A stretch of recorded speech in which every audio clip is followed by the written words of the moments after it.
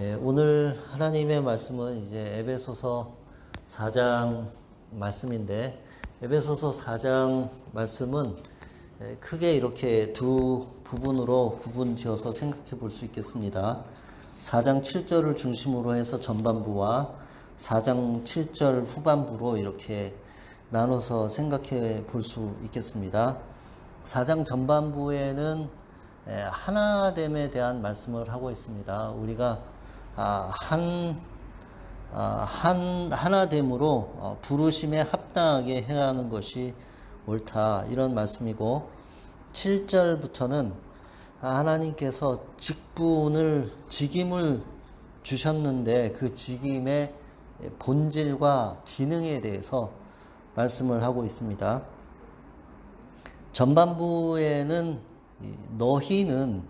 너희를 이렇게 지칭하고 있고, 4장 7절 이하부터는 우리가 혹은 각 사람이 이렇게 나뉘어져 있습니다. 전반부에서는 하나됨에 초점이 맞추어져서 우리가 각 사람이 이렇게 하나 되어야 하는 것을 말씀하고 있고, 4장 7절 이후부터는 각 사람이 개인적으로 어떠하면서 동시에 하나를 이루는 그런 내용을 말씀하고 있습니다. 첫 번째 전반부 부분부터 조금 보시면, 하나됨을 힘써 지키라, 성령께서 하나 되게 하신 것을 힘써 지키라, 교회의 하나됨을 힘써 지켜야 한다, 그렇게 말씀하고 있습니다. 어려운 말씀이 아니죠. 한 마음으로 한 뜻으로 그렇게 되어져야 한다. 한 마음 한 뜻으로 하기 위해서 서로 교회 안에서 겸손하고 온유하고 오래 참고 사랑 가운데서 서로 용납하고 평안의 주로 성령이 하나 되게 하신 것을 힘써 지켜야 한다, 이렇게 말씀하고 있는데 전혀 어려운 말씀이 아닙니다. 하나 되게 하기 위해서 이렇게 해야 한다. 하나 되기가 쉽지 않습니다. 서로 다른 사람이 같이 한 마음이 되고 한 뜻이 되고 하는 것이 쉽지 않습니다. 이게 여러분, 우리가 잘 알고 있지 않습니까? 누구보다도 서로 잘 알고 있지 않습니까? 이 하나 되는 게 얼마나 어려운지. 교회도 마찬가지고 단체도 마찬가지고, 이게 그런데 저절로 되는 게 아니기 때문에 힘을 써서 지켜야 한다, 이렇게 말씀하고 있습니다. 이 하나됨이 저절로 되는 게 아니기 때문에 힘써서 하나됨을 지켜야 한다. 왜냐하면 구성원 모든 사람이 다 성숙한 어떤 수준에 이른 사람들만 모여 있는 게 아니고 부족한 사람들이 모여 있기 때문에 어렵습니다, 하나를 지키기가. 그리고 성숙한 사람이라 하더라도 어떤 큰 스트레스 상황에 놓여있으면 퇴행하기도 하고 성숙하지 못한 모습을 보이기도 하고, 그런 것이죠. 사람이 모여 있는 것이. 그래서 하나로 되어지기가 어렵습니다. 그런데 여기서 하나됨을 힘써 지키라고 하는 것은 어떤 조직관리 차원에서 어떤 단체가 힘을 가지고 어떤 일을 잘 하기 위해서 어떤 조직관리 차원에서 하나가 되어야 한다, 그런 근거가 거기에 있지는 않습니다. 이 교회가 한 마음과 하나가 되어야 한다고 하는 것은 서로 분란이 있고 싸우고 또 마음이 흩어지고 하면 이 조직이 잘 움직이지 않으니까, 조직이 기능을 잘 발휘하지 않으니까, 그러니까 한 마음이 돼야 되고 한 마음 한 뜻이 되는 걸 힘써 지켜야 된다, 그런 뜻이 아닙니다. 여기서 바울이 분명하게 얘기하고 있는 교회로서 우리가 한 마음이 되고 한 뜻이 되어야 하는 이유는 어떤 조직 관리 차원에서 조직의 기능을 잘 하기 위해서 그런 것이 아니라 부르심 자체가 그렇다는 뜻입니다. 부르심 자체가. 그래서 1절에 이렇게 말씀하고 있습니다. 그러므로 주 안에서 갇힌 내가 너희를 권하노니 너희가 부르심을 입은 부름에 합당하게 행하여 성령이 하나 되게 하신 것을 힘써 지키라. 이렇게 문장이 이어지는 것입니다. 그러니까 교회가 기능을 잘 발휘하고 어떤 일을 잘하고 교회가 어떤 뭐 좋은 것들을 하기 위해서 그래서 우리가 한 마음이 돼야 되고 한 뜻이 되어야 하고 하는 것이 아니라 아예 근본적으로 교회라는 이름 자체가 부르심을 받았다는 뜻입니다. 에클레시아라는 말이 부르심을 받았다 하는 뜻인데 어떤 부르심이냐 하면 한 몸이 되고 한 뜻이 되고 하나 됨으로 부르심을 받은 것입니다. 그 부르심 자체가 하나됨으로 부르심을 받은 것입니다. 그런 부분이 잘 나타나 있습니다. 그러니 교회 안에서 겸손하고 누구도 자기의 가진 것과 자기의 자기됨을 드러내거나 자랑하면 안 되는 것이고 온유해야 하고 오래 참아야 하고 서로 용납하고 평안함으로 성령이 하나 되게 하신 것을 힘써 지켜야 하는 것입니다. 이 하나됨을 힘써 지키라 이 말씀에 또 다른 측면이 있는데 그것은 무엇이냐 하면 이게 요즘 우리의 상황에서 주어진 말씀이 아니고 예수님을 믿는 사람들이 대다수가 아니고 예수님을 믿는 것이 자유로운 것이 아니고 예수님을 믿는다는 것이 소수이고 마이너리티고 그리고 열세에 놓여 있고 드러내놓고 강하게 얘기할 수 없는 상황에서 하나됨을 지키라고 주시는 말씀입니다. 그 하나됨을 지켜야 하는 그 기초는 무엇이냐면 신앙의 기초는 무엇이냐면 이것입니다. 4절부터 5절 6절인데 몸이 하나요 성령도 한 분이시니 이와 같이 너희가 부르심의 한 소망 안에서 부르심을 받았느니라.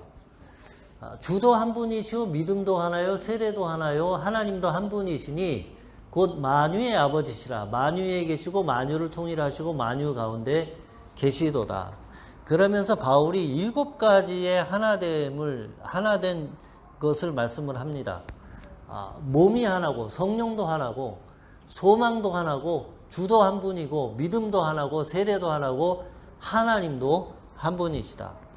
이 하나님도 한 분이시다라는 요 본문 에베소서 4장 6절은 하나님도 한 분이시니 곧 만유의 아버지시라. 만유에 계시고 만유를 통일하시고 만유 가운데 계시도다. 이 말씀은 신명기 6장 4절에 들으라 이스라엘아 쉐마 이스라엘 너희 하나님은 오직 한 분이시니 너희는 마음을 다하고 뜻을 다하고 성품을 다하여 주 너희 하나님을 사랑하라. 그 말씀의 헬라어 버전이라고 보아도 좋을 말씀입니다. 바울이 유대인들의 그 쉐마 말씀을 헬라어 버전으로 이렇게 사용하고 있는 것입니다. 하나님 오직 하나님은 한 분이시니 말하자면 초대교회 교인들 혹은 바울과 바울의 추종자들의 믿음의 선포인데 그 믿음의 선포의 내용이 뭐냐면 하나님은 한 분이시라는 것입니다. 하나님은 한 분이시고 하나님이 한 분이신 것이 무엇의 근거냐 하면 우리가 하나됨을 위한 부르심의 근거입니다. 이것은 어떤 컨텍스트에서 보셔야 하냐면 그 당시에 유일신, 모노세이즘, 한 분 하나님을 믿는 것은 그 당시 시대와 문화와는 완전히 다른 방향의 길을 걷는 것입니다. 그리스 로마 컬처의 대표적인 신학은 무엇입니까? 다신교죠, 다신교. 모든 신들 나름의 좋은 점이 있으니, 모든 로마 시민은 각자 본인에게 맞고 좋은 신들을 찾아 섬기면서 그들의 좋은 점을 취하라. 이것이 그리스 로마가 가진 다양성과 모든 것들을 다 인정하는, 모든 것들을 다 수용하는 그 그리스 로마 문화의 기본적인 기초인데, 거기에 대해서 이 바울과 바울의 추종자들과 에베소 교회는 뭐라고 선포를 하고 있냐 하면, 이 세상에 다른 신은 없다. 오직 살아있는 한 분 하나님만이 계시고, 우리는 그 살아있는 한 분 한 하나님을 믿고 그 분을 섬기기 때문에 우리는 하나의 공동체를 이룬다. 그 안에서 우리는 유대인도 없고 이방인도 없고 남자도 없고 여자도 없고 종도 없고 주인도 없다. 굉장히 그 당시의 문화와 그 문화적 흐름과 굉장히 다른 그런 말씀입니다. 가히 혁명적인 그런 선언이고 선포입니다. 그런데 이것이 비슷한 상황에 놓여 있던 그 당시에 유대인들이 택했던 방향과는 또 다른 방향입니다. 그 당시 그 당시 상황에서 이것이 어떤 맥락을 갖는 것이냐 하면, 고린도전서 8장 4절과 5절 6절을 보면, 그러므로 우상의 제물을 먹는 일에 대하여는 우리가 우상은 세상에 아무것도 아니며 또한 하나님은 한 분밖에 없는 줄 아노라. 이 세상과 대비하고 있는 겁니다. 그 당시 그리스 로마 문화와, 비록 하늘에나 땅에나 신이라 불리는 자가 있어 많은 신과 많은 주가 있으나 그러나 우리에게는 한 하나님 곧 아버지가 계시니 만물이 그에게서 났고 우리도 그를 위하여 있고 또한 한 주 예수 그리스도께서 계시니 만물이 그로 말미암고 우리도 그로 말미암아 있느니라. 요 말씀하고 조금 전에 이 말씀하고 4장 6절에 하나님도 한 분이시니 곧 만유의 아버지시라. 만유에 계시고 만유를 통일하시고 만유 가운데 계시도다. 거의 같은 말씀인데 다른 방식으로 표현하고 있는 것입니다. 바울 서신을 이렇게 쭉 보다 보니까 이 같은 말을 바울이 같은 사상과 같은 아이디어를 다르게 표현하는 그런 걸 여러 군데서 볼 수 있는데, 이것도 그 한 부분이죠. 하나님도 한 분이시니 곧 만유의 아버지시라. 만유에 계시고 만유를 통일하시고 만유에 계시도다. 그러나 우리에게는 한 하나님 곧 아버지가 계시니 만물이 그에게서 났고 우리도 그를 위하여 있고 또한 한 주 예수 그리스도께서 계시니 만물이 그로 말미암고 우리도 그로 말미암아 있느니라. 그 에베소서에 있던 말씀인데, 거기에 예수 그리스도가 또 첨가된, 같은 말씀인데 예수 그리스도가 첨가된 그런 동일한 말씀이 반복되고 있습니다.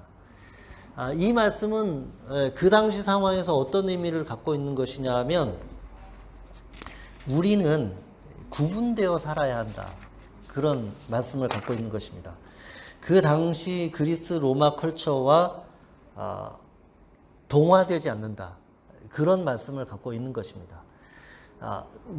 우리가 한 성령으로 한 몸으로 부르심을 받았으니 하나됨을 힘써 지킨다. 이 말씀은 어떤 조직관리 차원에서의 하나가 되어야 한다는 말씀도 아니고, 그 근거는 우리가 그 하나로 부르심을 받았다는 것이 그 근거이고, 그리고 그것이 갖고 있는 사회 경제적 맥락에서의 의미는 무엇이냐면, 우리는 구분된 삶을 살아야 한다. 이런 뜻이 되겠습니다.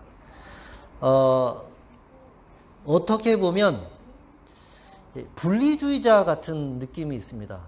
우리는 분리되어서 살아야 한다.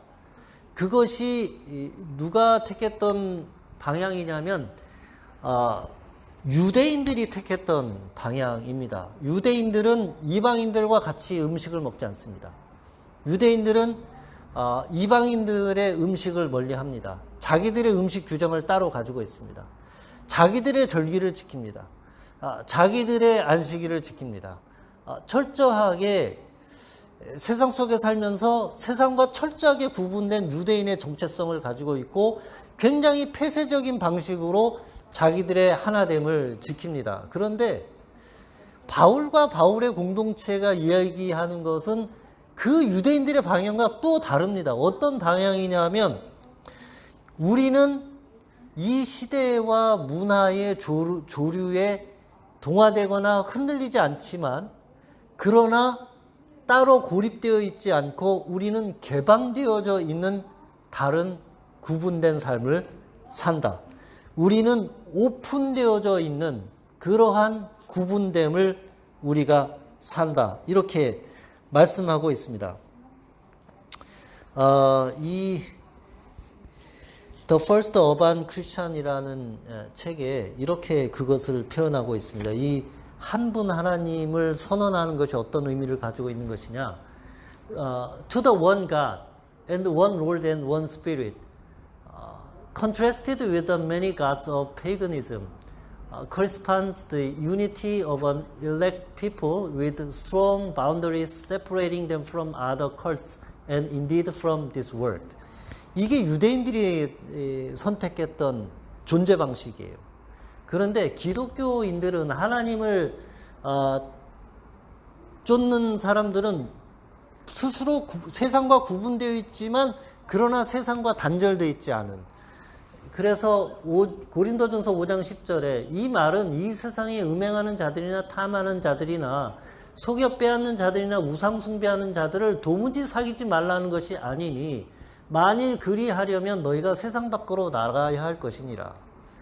그 사도 바울의 말하자면 아이디어 혹은 이 세상과 구분되지만 동화되지 않고 독특한 정체성을 유지하면서 하나됨을 힘써 지키는 것이 어떤 모습이냐.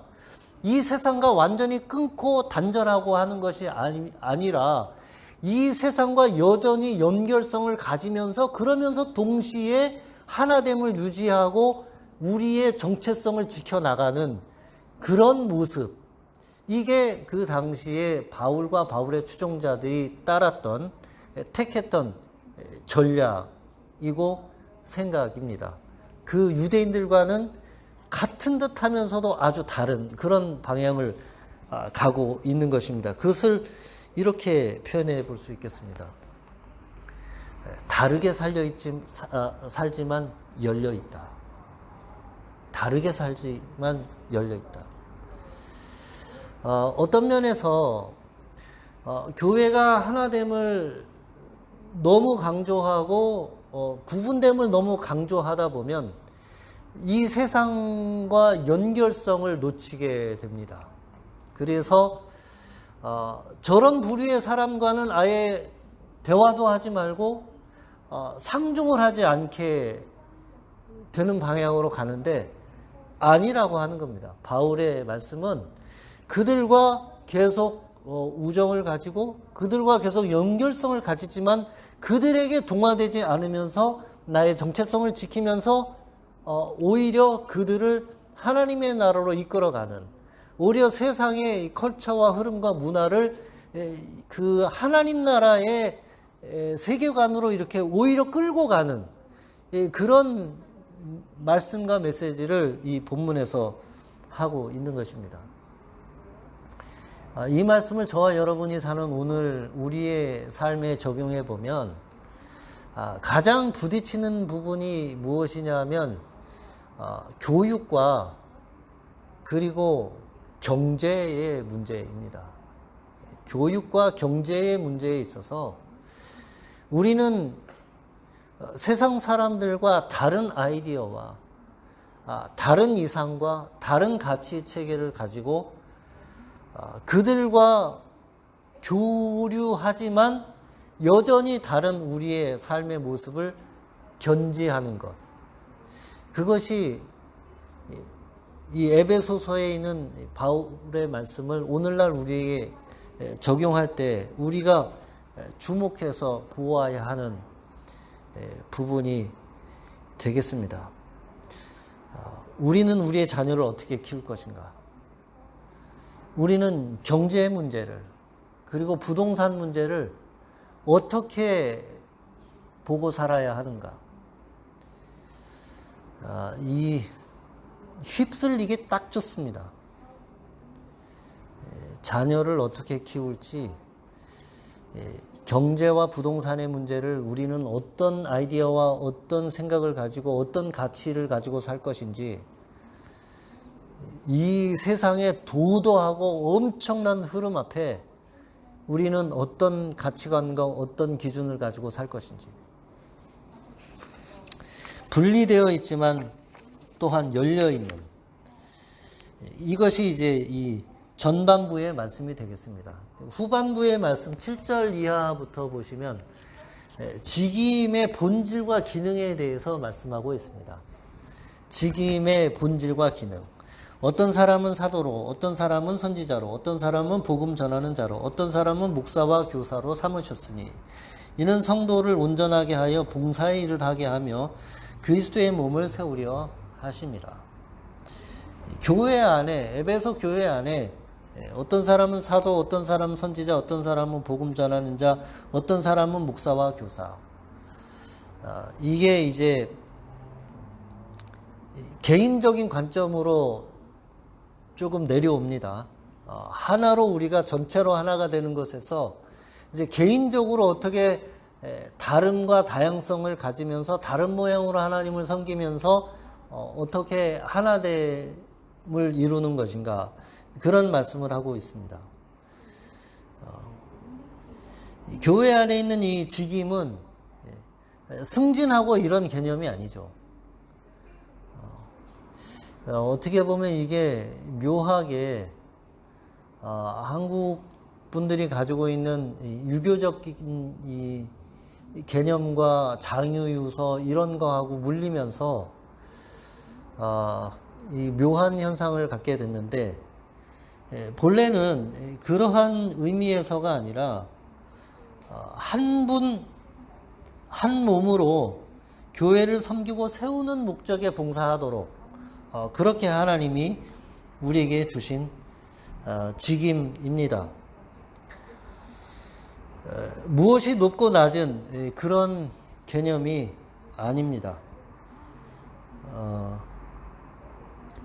어렵죠.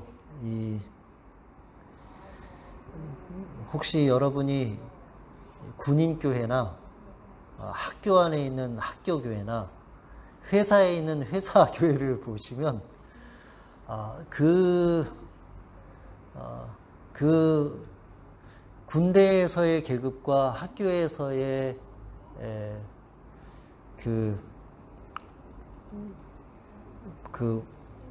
높낮이, 이것과 교회에서 이것이 거의 일치하는 것을 봅니다.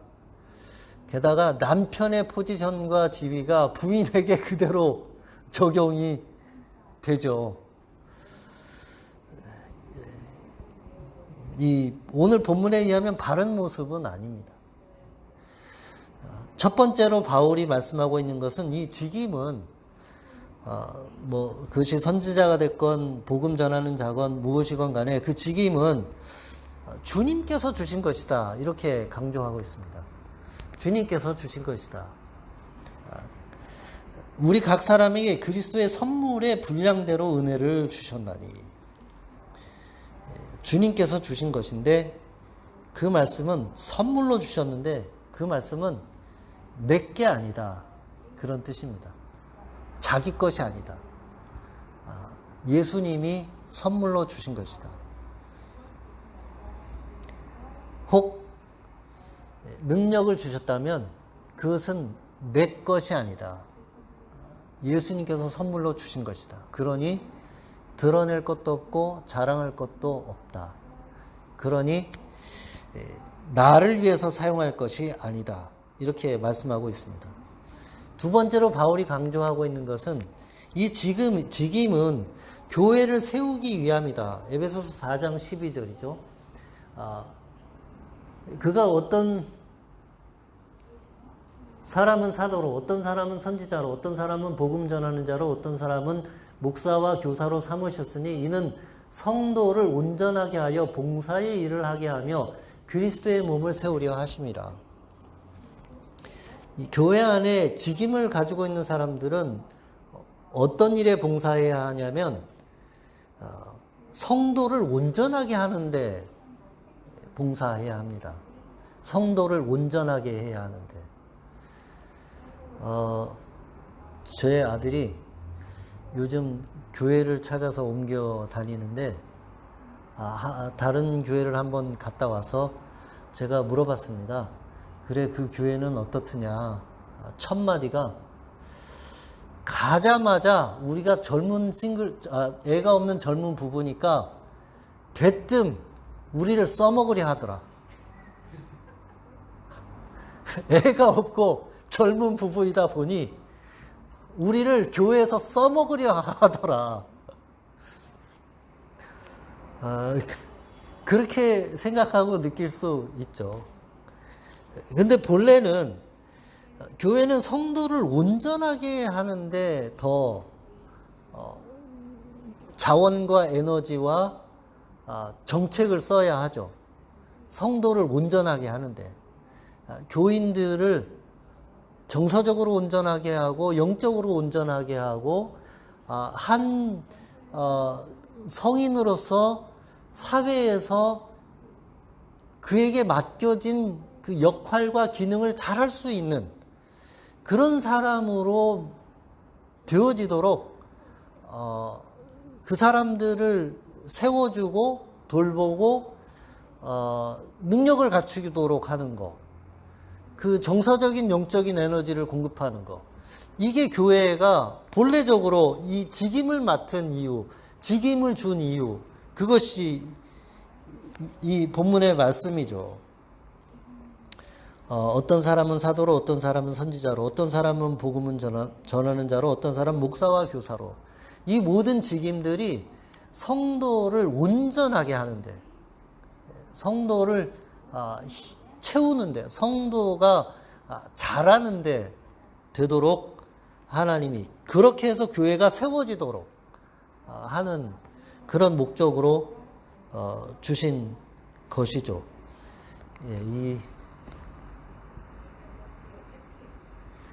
그래서 이 직임들이 어떠할 때 그러면 잘 그 본래 맡겨진 기능과 역할을 잘 할 수 있겠느냐. 그것은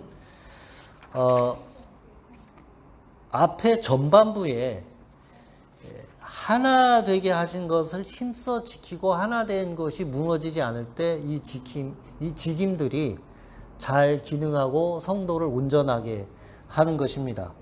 그래서 4장 15절에 오직 사랑 안에서 참된 것을 하여 범사에 그에게까지 자랄지라. 그는 머리니 곧 그리스도라. 그에게서 온몸이 각 마디마다 통하여 도움을 받음으로 연결되고 결합되어 각 지체의 분량대로 역사하여 그 몸을 자라게 하며 사랑 안에서 스스로 세우느니라. 각 직임들이 부르심에 합당하게 하나됨을 힘써 지키고 성도님들을 온전하게 세워나갈 때 교회가 비로소 스스로 세워져 가게 되는 것입니다. 여기서 교회가 스스로 세워져 간다고 하는 말씀은 단지 이 수적인 부흥만을 말씀하는 것은 아닙니다. 교회가 되어져 갈 때 그것을 우리는 진정한 의미에서 성장이라고 얘기할 수 있습니다. 교회의 몸이 되어져 간다, 이렇게 얘기할 수 있습니다. 숫자의 많고 적음이 중요한 것이 아니라 성도들이 그 안에서, 교회 안에서 성장하고 성숙하는 고백이 있느냐, 경험이 있느냐, 이게 중요하죠. 어찌 보면 교회야말로 이 정량적인 평가보다 정성적인 평가가 훨씬 더 중요하죠. 어떻게 눈에 보이지 않는, 숫자로 보이지 않는 성장, 숫자로 보이지 않는 사람이 성숙해 나가는 것, 그리고 그러한 경험의 고백, 그러한 느낌들이 많아지는 것, 그런 경험들이 많아지는 것. 그렇다면 숫자로 성장하지 않아도 교회는 여전히 성장하고 있는 것입니다. 하나님의 교회가 되어져 가고 있는 것입니다. 우리가 원하고 소망하는 것이 바로 이런 모습입니다. 이런 바울의 말씀, 기도, 이게 바울이 로마의 감옥에 있을 때 에베소 교회 교인들에게 보낸 편지인데, 이런 말씀을 에베소 교인들이 이해를 했겠나 하는 생각을 해봅니다. 아니, 그냥 오늘날 우리 현대 교회에 바울이 우리에게 이러한 말씀을 주셨을 때 우리가 이것을 잘 받고 소화할 수 있겠는가? 정말 우리 교회에 장로님이 있고 이런 직분을 가진 분들이 있다면 이 말씀을 정말 그대로 잘 받을 수 있는 분들이 있겠는가?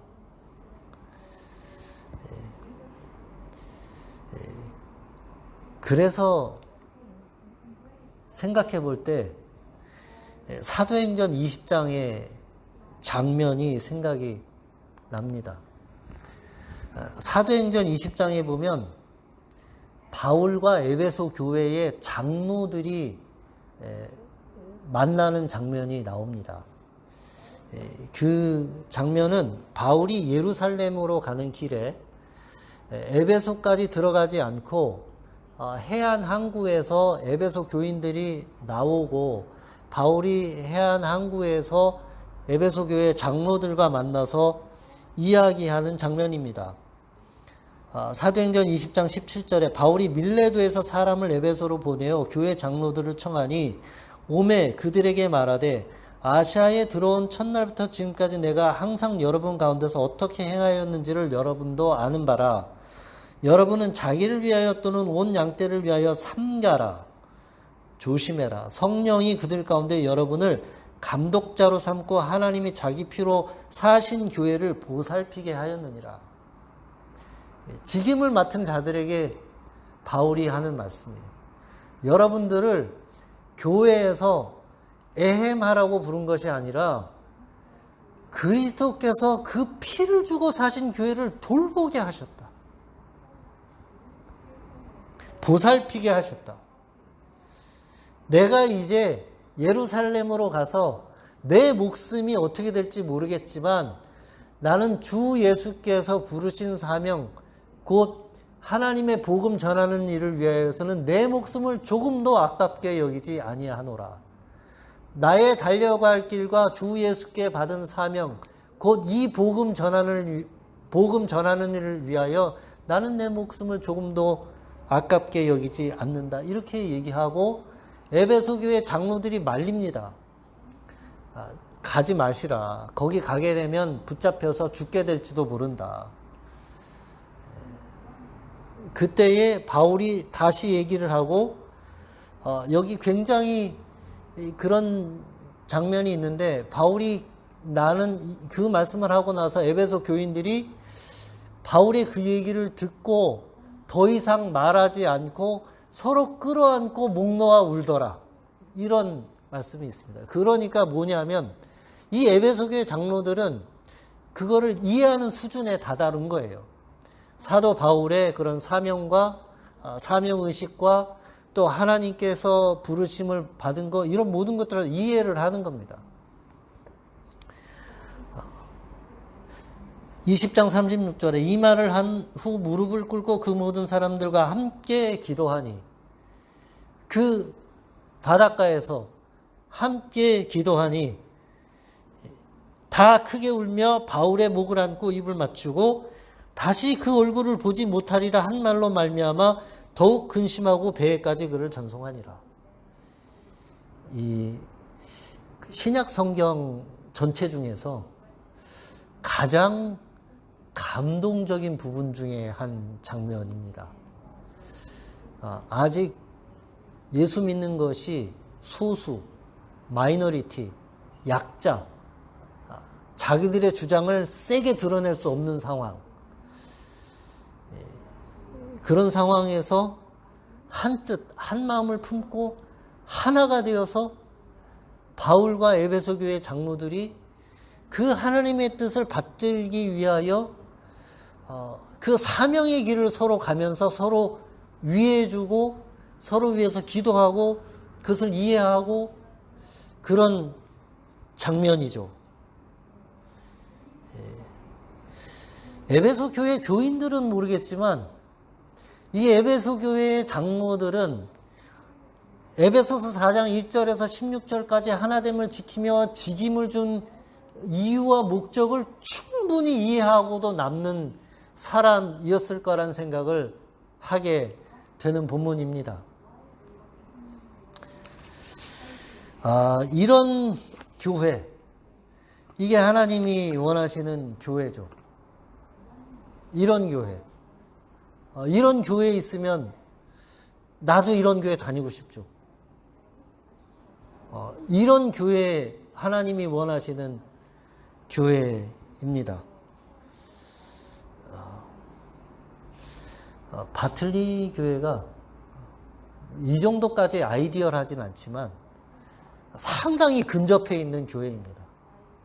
상당히 근접해 있는 교회이고 그런 의미에서 하나님이 저를 바틀리 교회에 부르신 것을 감사하고 제가 이 바틀리 교회 목사님들, 스태프들 함께 지내면서 배우는 게 많고 위로받는 게 많고 우리가 이런 꿈 한번 꿔볼 수 있지 않겠습니까? 우리 바틀리 교회 코리안 컨그리게이션에서 바틀리 교회 장로님들이 나올 수 있는 날이 있지 않겠습니까? 우리 바틀리 교회 여자 성도님들 중에서 바틀리 교회의 리더십이 될 수 있는 분들이 나오지 않겠습니까?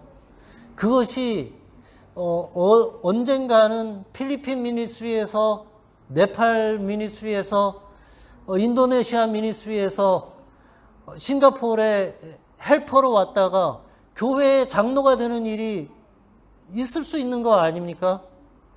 그렇다면 이 교회야말로 이 바울이 얘기한 오늘 본문에서 나타난 하나됨을 지키며 그러면서 개방되어져 있으며 세상 풍조에 떠밀려가지 않으며 그러며 그리스도 안에서 남자와 여자가 없고 유대인과 헬라인의 구분이 없고 또 가진 자와 못 가진 자의 구분이 없고 많이 배운 자와 못 배운 자의 구분이 없는 온전히 성령님에 의해서 움직여지는 그런 교회라 할 수 있지 않겠습니까?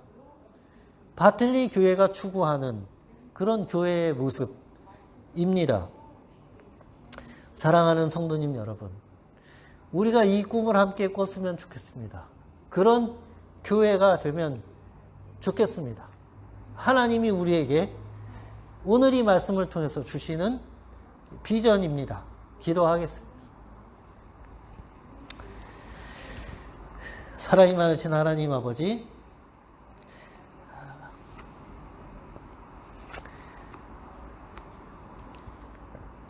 교회는 참 좋은 곳입니다. 교회는 하나님의 구원의 비밀이 있는 곳입니다. 하나님, 교회가 교회답지 아니하여서 여러 가지 말을 듣고 또 비난이 있고 비판이 있지만 그러나 여전히 교회는 하나님의 구원의 비밀이 있고 이 교회를 통해서 죽어가는 영혼들이 살아나고 이 교회를 통해서 사람들이 정서적으로 영적으로 그리고 삶에 있어서 온전하여지고 그리고 생명이 살아나는 역사가 여전히 교회 안에 있는 것입니다. 하나님, 우리는 이 교회를 통하여 구원하시는 세상을 구원하시는 하나님의 능력과 하나님의 계획을 믿습니다. 하나님, 우리는 그의 한 부분이 되기를 소원하고 바라고 원하고 우리가 그러한 성숙한 하나님의 교인들이 되어지기를 소원합니다. 하나님, 이 바틀리 코리안 미니스트리를 사용하여서 그러한 사람들을 길러내는, 그러한 사람들이 자라나는, 성장하는 그런 하나님의 모판이 되게 해주시기를 소원하고 기도합니다. 하나님, 그러한 이 비전이 또 다른 여러 교회들의, 여러 이민교회들과 싱가포르 교회들과 한국 교회들과 여러 선교지에 있는 교회들 가운데 퍼져나가고 전파되고 그리하여 하나님의 이름이 높아지는 그런 은혜와 역사가 우리에게 있게 해 주시기를 기도합니다. 예수님 이름으로 기도했습니다.